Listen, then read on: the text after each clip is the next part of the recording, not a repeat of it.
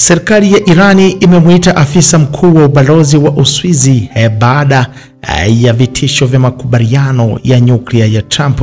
Teherani imemuita afisa mkuu wa ubalozi wa Uswidi mjini Tehran ambao unawakilisha maslahi ya Marekani nchini Irani. Msemaji kutoka katika Wizara ya Mambo ya Nje ya Iran, Ismail Baqaili, alisema kwenye ukurasa wake wa Twitter kwamba nchi za Magharibi zikiongozwa na Marekani zinaituhumu nchi hiyo ya Irani kwa kutaka kupata silaha za nyuklia. Teherani inakanusha kabisa shutuma hizo, ikisisitiza kwamba shughuli zake za nyuklia ni za kiraia tu, haswa katika sekta ya nishati.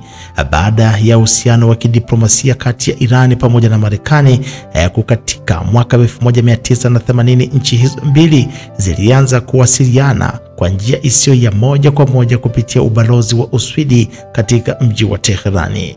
Katika upande wake, kiongozi mkuu wa Irani Ayatollah Al-Khamenei ameonya siku ya Jumatatu kuhusu jibu kali iwapo nchi yake itashambuliwa kufuatia kitisho cha rais wa Marekani Donald Trump cha kuishambulia Irani ikiwa kama haitafikia makubaliano nayo kuhusu mpango wake wa nyuklia. Wanatishia kuleta madhara, lakini kama hilo litatokea, basi hakika watapata jibu thabiti kutoka kwa Irani, kiongozi huyo alisema wakati wa hotuba yake ya Idi.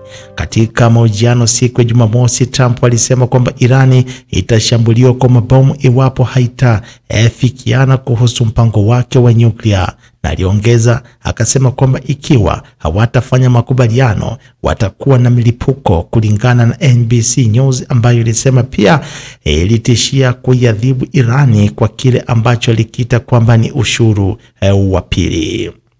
Ingawa kiongozi huyo Amir Khamenei kumtaja Trump kwa wazi kabisa, hotuba yake ilionekana kujibu vitisho ambavyo rais wa Marekani Donald Trump amevitoa katika siku za hivi karibuni. Trump alikariri tishio lake kwa Iran siku ya Jumapili akisema kwamba itapigwa bomu ikiwa haitakubali pendekezo lake la mazungumzo kama ilivyoainishwa katika barua ambayo ilitumwa kwa kiongozi huyo wa Iran mapema mwezi Machi, akiipa Teherani muda wa miezi miwili kufanya uamuzi. Kauli za Trump zinaonyesha kuongezeka baada ya kutishia siku zilizopita kwamba mambo mabaya sana yatatokea kwa Irani ikiwa kama itakataa kujadili makubaliano mapya ya nyuklia.